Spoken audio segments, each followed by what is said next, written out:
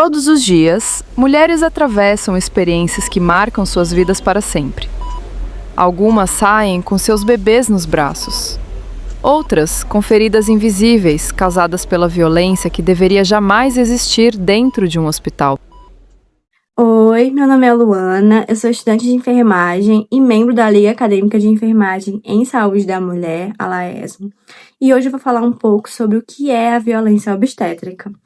A violência obstétrica, ela é qualquer dano, seja ele físico, emocional, psicológico, moral, patrimonial, a uma mulher durante o seu ciclo gravídico puerperal. Então, ela pode acontecer ali desde o momento do pré-natal, passando ali no momento do parto e também pode acontecer no momento do puerpério, ou seja, ali no pós-parto. Então, essa mulher, a gente olha muito essa questão da violência obstétrica no momento do parto, quando acontecem alguns procedimentos, como a episiotomia, a manobra de Christelet, agressões verbais também. Isso é violência obstétrica. Mas a violência obstétrica, ela também pode acontecer ali de forma mais invisibilizada, durante o momento do pré-natal, quando essa mulher de alguma forma é descredibilizada, desmoralizada, durante uma consulta, durante um exame físico, até pelos próprios profissionais de saúde, como também pela sua própria rede de apoio. Então, a violência obstétrica, ela vai abarcar essas situações. No momento do parto, como a gente já conhece, já falou, a questão da episiotomia de rotina, que não deve ser realizada. Também a questão das manobras de Christelet. E também no momento do pós-parto, essa mulher, ela vai estar muito sensível, ela vai estar mais sensibilizada, mais vulnerável por todas as questões ali daquele período.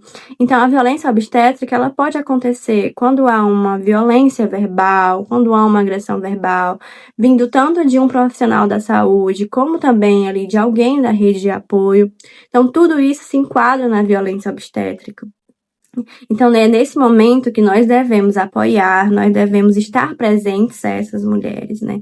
Para poder realmente impedir que algumas dessas coisas aconteçam e que possam estar ali, de certa forma, desmotivando e desmoralizando essas mulheres durante esse período tão sensível de suas vidas. A Lei número 11.609 de 2023, do município de Belo Horizonte, define com clareza o que é a violência obstétrica. Ela é caracterizada como qualquer prática que viole os direitos humanos da mulher, seja no pré-natal, no parto, no pós-parto ou até mesmo em situações de perda gestacional. Isso inclui ações que desrespeitem, humilhem, ofendam ou causem dor física, moral, psicológica ou verbal. E mais, segundo a lei, quando os profissionais de saúde deixam de exercer melhores práticas que são baseadas em evidências científicas, também estão cometendo violência obstétrica. É uma legislação que reconhece o sofrimento de milhares de mulheres e dá nome a uma dor que por muito tempo foi invisibilizada.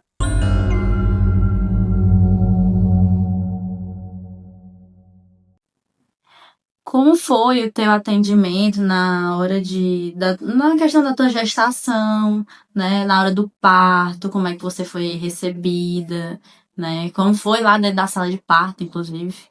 Tá. A começar com o atendimento lá fora, né? As atendentes não são nada receptivas. O hospital que eu procurei tinha uma demanda muito grande de atendimento, por ser o único ali próximo da região. Então, todas as gestantes praticamente procuravam em primeira escolha esse local. E era sempre super lotado. E aí, não foi diferente no dia que eu fui. Estava muito lotado, as atendentes, elas não atendiam de forma assim, né, cordial, com paciência, né, e muito conturbado. E na hora foi dito que, a princípio, primeira coisa, você vai ser avaliada, se você tiver com uma quantidade de centímetros de dilatação para ficar internada, você vai. Caso não, você vai voltar para casa. E se você ficar, né, você não vai ficar com acompanhante. Você não pode ficar com acompanhante, você tem que ficar sozinha. E aí, isso aí já me deixou um pouco assustada, mais assustada, porque a primeira gestação a gente nunca sabe como é que vai ser. E é isso, já começou dessa forma. Mas, então, deduzo, né, que você não se sentiu acolhida e nem respeitada. Não. Nem nas suas decisões. Não, até porque já de primeira já foi dito que eu não ia ficar com ninguém, que eu não ia poder ter, né, alguém do meu lado nesse momento. Ia ficar lá dentro do hospital sozinha. E quando chegou a hora de parir, como é que foi? Ai, foi triste. Triste porque, assim, eu tava sentindo muitas dores, que faz parte, só que eu não tinha alguém para estar ali comigo para me acalmar. Isso não só, eu digo, um apoio de um familiar, ou até mesmo do pai da minha filha, mas até de um profissional que segurasse ali na minha mão e dissesse que vai ficar tudo bem, me desse orientações de como eu podia fazer para tornar aquele momento, né, mais fácil para parir, né, me desse instruções, ó, faz assim, dessa forma, que assim você vai ajudar seu bebê, assim o seu trabalho de parto vai evoluir mais rápido e melhor, né, tenha calma, tenha paciência, né, coisas assim, e a família, né? Alguém do seu lado é muito importante, porque aquilo ali era algo novo para mim. Eu nunca tinha passado por essa experiência. Eu tava com muito medo mesmo. E medo de acontecer alguma coisa comigo, com a minha filha, né? Dela não nascer bem, acontecer alguma coisa comigo. E aí eu fui muito desrespeitada em relação a isso. Teve alguma intercorrência na hora do parto? Sim, teve.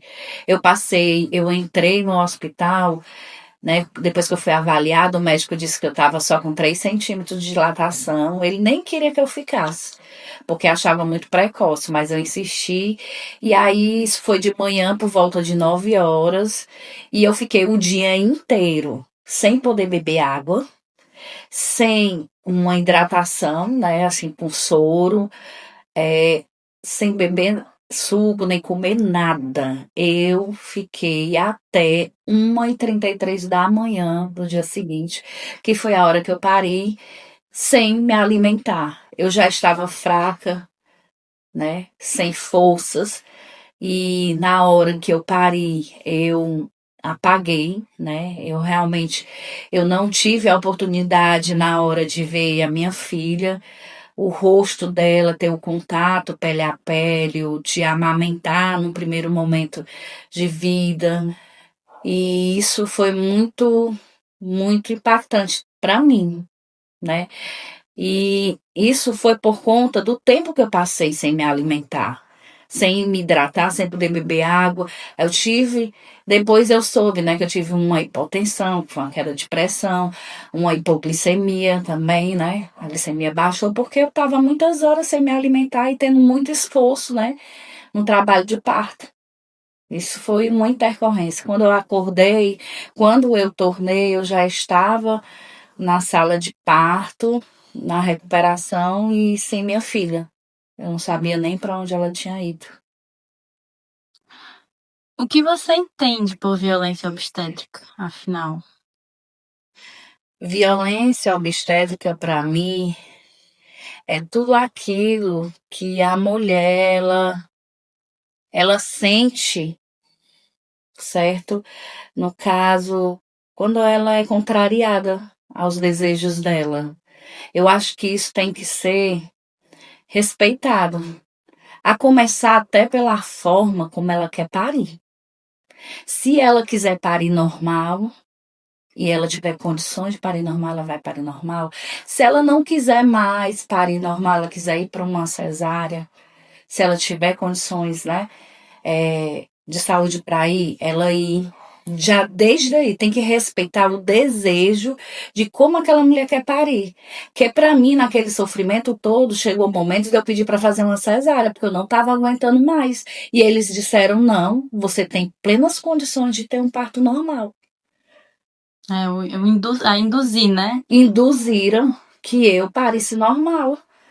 Sendo que, né, isso aí já começou daí. Não foi respeitado o meu desejo, né? E outra coisa, não respeitar a vontade, porque eu queria que tivesse alguém lá comigo. Eu sempre bato nessa tecla, porque foi uma coisa que me deixou muito abalada. Eu não poder estar com o pai da minha filha naquela hora, ou ninguém da família. Segundo, também teve a questão de eu não ter sido respeitada no momento de dor. Quando as pessoas diziam que não precisava eu estar gritando, não precisava eu falar alto, né?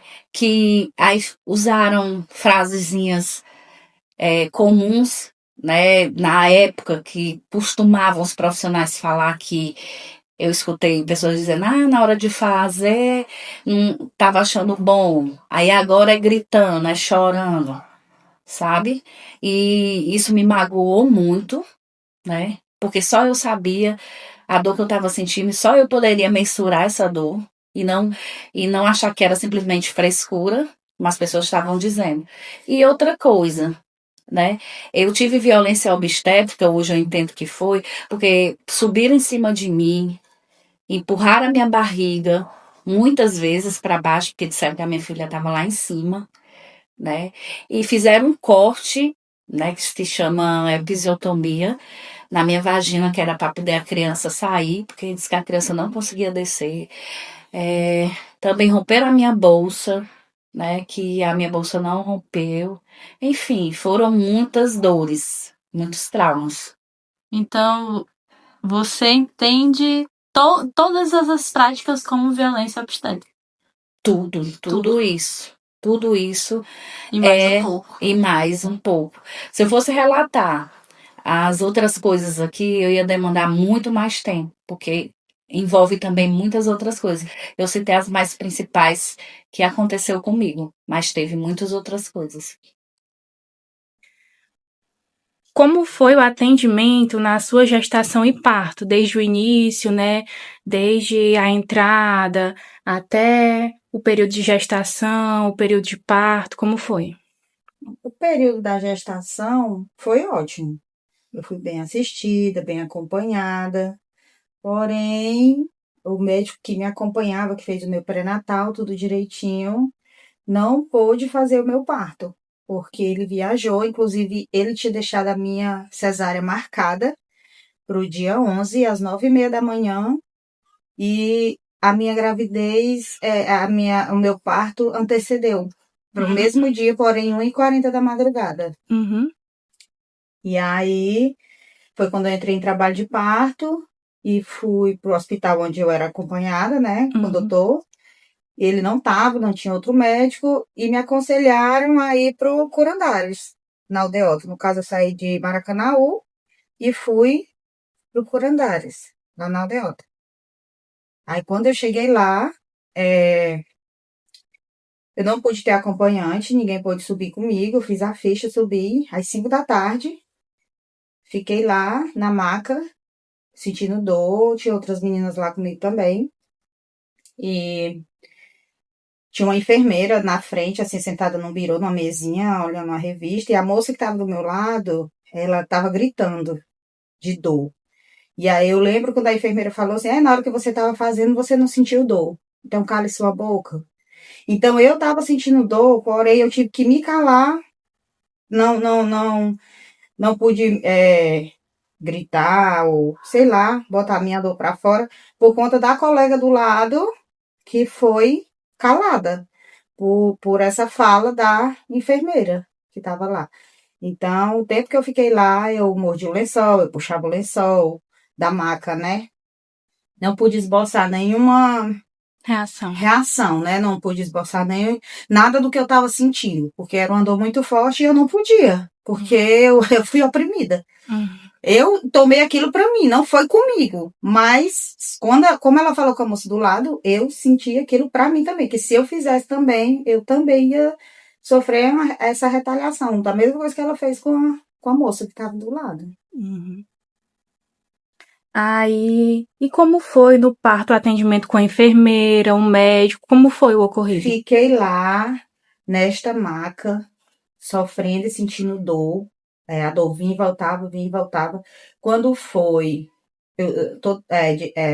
tipo assim, de 2 em 2 horas, o médico vinha fazer um exame de toque e eu não tinha passagem. Não dilatava 3 centímetros, 4 centímetros, se eu não me engano é 8, 9 centímetros pro bebê nascer. E aí quando foi 11 horas da noite, a minha bolsa estourou, que foi, pra mim, assim, uma coisa bem assustadora, porque eu nunca tinha passado por isso, né? Eu tinha 21 anos e era a minha primeira gestação. E quando a minha bolsa estourou, aí eu chamei a enfermeira, ela veio, aí disse, agora quando você começar a sentir as contrações, agora vai ser para nascer. E tudo bem, fiquei lá, sentindo e nada. Aí veio o médico de novo, aí disse, a gente vai ter que colocar uma injeção aqui no seu soro de força, para você poder entrar em trabalho de parto, porque você não está conseguindo entrar em trabalho de parto. E isso se estendeu até 1h pouco da manhã. Quando foi 1h pouco da manhã, me levaram para o centro cirúrgico. Quando eu cheguei lá, eu não tinha passagem, não tinha minha barriga muito alta, não baixava, porque geralmente quando a mulher vai, o neném tá encaixado, e a mulher vai ter neném, a barriga cede, fica baixa. E a minha alta o tempo todo. Aí veio uma enfermeira. Não, primeiro o médico cortou a minha vagina, cortou até quase emendar com ânus. Eu senti o corte, não teve anestesia. E a enfermeira se debruçou por cima da minha barriga com o braço, empurrando a minha barriga para baixo e o médico na frente, esperando a neném nascer. Eu acho que demorou um pouco, que eu não conseguia, faltava força, não sei. Eu tive eclâmpsia, início de eclâmpsia também. E aí, sei que com toda essa luta eu tive. A neném nasceu, né, com 3 quilos, 520 gramas, 53 centímetros. E aí, depois o médico foi me pontear, né? Ponteou cada ponto que ele deu, eu peguei 10 pontos, cada ponto que ele deu, eu senti, ele também não anestesiou, eu senti cada ponto, cada agulhada que ele dava, eu sentia o ponto. E depois disso, eu fiquei lá, sozinha, eles levaram a bebê, eles deixaram ela em cima de mim um pouquinho, né? Aí levaram pro berçário e me deixaram lá sozinha, no centro cirúrgico. Isso eu me debatendo de frio na maca. Antes da enfermeira sair, eu pedi para ela desligar o ar, que eu tava com muito frio. Ela disse que o ar estava desligado, que era assim mesmo. Fiquei lá, sozinha, uma meia hora. Aí depois me levaram na maca até passar na frente do berçário.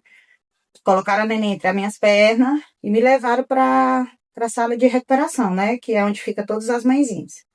Fiquei lá, isso, eu tive a 1h40 da madrugada. Quando foi 7 horas da manhã, elas me acordaram e disseram para me levantar para me dar banho na neném. Isso eu não tive direito em nenhum momento de um acompanhante, nada. Eu não tinha celular, eu não tinha como me comunicar com a minha irmã que foi me levar. Eu não tinha nada, não tive nada. Fiquei sozinha lá dentro, sem apoio, sem nada, sem nenhuma enfermeira chegar perto de mim para conversar, nem nada. Eu fui, parece assim que lá tinham uns bichos trabalhando lá dentro, tipo assim, pessoas que não tinham um pingo de empatia, de nada. Que assim, que fala, eu trabalho por amor, ali não tinha amor de nada. Pelo menos foi essa a experiência que eu tive com o Hospital Curandares, que ele é um hospital particular, porém tem uma parte nele que atende pelo SUS. E eu fui para essa parte do SUS, né? O particular, não sei como funciona, mas a do SUS, a minha experiência foi terrível. Enfim, deu 7 horas da manhã, eu levantei, dei banho na neném, elas me ensinaram lá a dar banho. Voltei, coloquei a neném lá no berço, um bercinho que tem do lado da maca da gente. Fui tomar banho. Quando eu me olhei no espelho, foi o susto. No espelho do banheiro. O que tinha acontecido? Eles me forçaram tanto na hora do parto, para me botar força, para me ter o bebê, que veio sangue nos meus poros do meu rosto. O meu rosto ficou todo manchado, cheio de mancha de sangue, igual quando a pessoa chupa a pele e fica aquelas manchas de sangue. E o branco dos meus olhos ficou cheio de sangue, como se eu tivesse levado um murro nos olhos. Todo manchado de sangue, aquelas manchas bem, bem explícitas, assim, de sangue nos olhos. E eu fiquei assustada, porque eu sozinha, nunca tinha tido filho, 21 anos de idade, eu era menina ainda, sem experiência de nada. Aí quando a minha irmã chegou para visitar e me levar, E eu só tive a hora de ter alguém comigo, foi só nessa hora que já foi liberado para mim ir embora, que foi quando a minha irmã subiu, que ela tomou um susto de ver o meu rosto daquele jeito, perguntou à enfermeira, a enfermeira disse que é porque eu tinha tido o início de eclâmpsia, que isso era normal, que era assim mesmo, e pronto. E aí eu saí de lá com esse trauma horrível, que eu nunca mais queria ter filho, inclusive engravidei 12 anos depois da minha segunda filha, a Isabela, e eu morri de medo. Eu chorava direto, com medo de morrer, porque eu tinha medo de morrer. E de passar pelaquela mesma situação que eu passei da minha primeira filha, que no caso é a Yasmin, né? E aí foi quando eu fui para outro hospital fazer meu pré-natal, que era gravidez de risco, que eu sangrava, de vez em quando eu sangrava, aí fui para o hospital, que acho que é o Gonzaguinha do Zé Walter. Eu acho que é Gonzaguinha o nome do Zé Walter. Cheguei lá, me apresentaram uma doutora chamada doutora Michele, que foi um anjo na minha vida, né? A doutora Michele foi uma pessoa maravilhosa que me acompanhou, fez o meu pré-natal. Eu contei a minha história para ela, o que eu tinha passado e tudo, né? Da minha primeira gestação. Aí ela disse, Suzana, é o seguinte, eu vou fazer o seu pré-natal, você vai escolher uma data que você vai querer ter sua filha, e eu vou fazer o seu parto, eu vou lhe dar alta, tudo vai ser eu. E assim foi. E aí, por isso, graças a Deus, assim, eu não sofri nada da segunda gestação. Eu não senti nem uma dor na unha, não senti nada. Eu fui, tive a neném 8h25 da noite, ela fez o meu parto direitinho, ela que me deu alta, tudo foi ela que organizou tudo para mim, justamente pelo trauma que eu tive, né? Eu tive esse acolhimento, graças a Deus. Talvez se eu tivesse tido um acolhimento assim, na minha primeira gestação, eu não teria passado por tudo que eu passei, né? Por todo o trauma, sofrimento e medo de uma segunda gestação, que foi quando eu engravidei da Isabela, 8 anos atrás, né? Foi isso. Então, você não se sentiu ouvida e nem respeitada, né, na primeira Em nenhum gestação. momento. Em nenhum momento. Fui enquanto eu estava fazendo um pré-natal com o doutor Cleo, que era um médico muito bom lá do Maracanaú, que eu morava no Maracanaú. Mas como ele marcou a minha cesárea para 9h30 da manhã do dia 11 de julho de 2005, eu entrei em trabalho de parto bem antes, e aí ele estava viajando, e eu tive ela antes. Tive ela 1h40 da madrugada para amanhecer segunda. Né? E me forçaram lá no Corandares a ter normal. Praticamente me obrigaram a ter normal. Você tem que ter normal e ponto final. O trauma foi tão grande que eu não lembro o nome do médico. Eu não sei quem fez o meu parto. Eu não lembro nada. Eu não lembro o nome de médico, eu não lembro o nome de enfermeiro, eu não lembro o rosto. Eu não lembro. Eu não consigo lembrar. Ficou bloqueado assim na minha mente. Isso. Quem fez isso, eu não consigo lembrar quem foi que fez o meu parto. Uhum. Então, o período de gestação foi tranquilo, né? Se Isso. sentiu respeitada, ouvida. Sim. Só no parto que teve todo esse trauma, Isso. toda essa questão, né? Uhum. E o que você entende por violência obstétrica? Eu entendo que é a violência obstétrica. Hoje eu entendo que é uma coisa que eles forçam você a fazer o que você, ou o seu corpo não está preparado, não tem capacidade para aquilo ali, que no caso eu não tinha capacidade para ter minha filha normal, e eu fui obrigada a ter, fui forçada a ter. E também violência obstétrica é você não ser ouvida, lhe calarem, você não poder pedir um apoio, você não poder se expressar. Você está sentindo uma dor, é uma dor imensa, uma dor do parto é uma dor imensa. Só quem já sentiu uma dor do parto pode descrever ela. E as pessoas lhe calarem, entendeu? Lhe bloquear ali. E é como se tivesse botado uma mordaça na boca. Você não pode, você tem que sentir isso aí, quieto e calado, e pronto, e acabou. Que quem foi procurar foi você. Que, em poucas palavras, foi o que a enfermeira quis dizer com a colega do lado, né? Que estava gritando de dor para ter o bebê dela. Uhum. E o que você espera de uma maternidade humanizada? O que eu espero de uma maternidade humanizada é uma mãezinha ser acolhida, ser ouvida, ela ter o poder de escolha, né? Ela poder, sabe, escolher como vai ser o parto dela, independente de ser SUS, de ser particular, porque a gente não tem essa oportunidade no SUS de dizer assim, eu quero ter meu filho por uma cesariana, um método cesariano. ou eu quero ter pelo parto normal. Não, você é obrigada a ter pelo parto normal. Eu tive esse anjo na minha vida, que foi a doutora Michele, na minha segunda gestação. Graças a Deus, ela disse, Suzana, hoje em dia você tem o poder de escolha. Lá no passado não tinha, e até tinha, mas não era respeitado. Hoje você tem sim o poder de escolha e você pode optar pela cesariana, e eu faço a sua cesariana, que foi o que aconteceu. Agora, há 8 anos atrás, mas há 20 anos atrás, eu fui calada, eu fui amordaçada, eu fui, sei lá, violentada de todas as formas, eu acho. Porque foi um trauma pro resto da minha vida. Eu não consigo esquecer esse trauma que eu senti, que eu sofri, né, na minha primeira gestação. A Secretaria de Direitos Humanos tem um papel fundamental de proteger e promover os direitos humanos, combatendo a violência e a discriminação e garantindo os direitos humanos e oportunidades para todos. Ela atua na formação, coordenação e execução de direitos públicos, com foco especial em proteger os grupos vulneráveis. O Conselho Federal de Serviço Social e os conselhos regionais posicionam-se firmemente contra essa prática, denunciando-a como uma expressão da violência de gênero e da medicalização excessiva do corpo feminino, que nega autonomia e dignidade às gestantes. Para você, qual palavra define a violência obstétrica?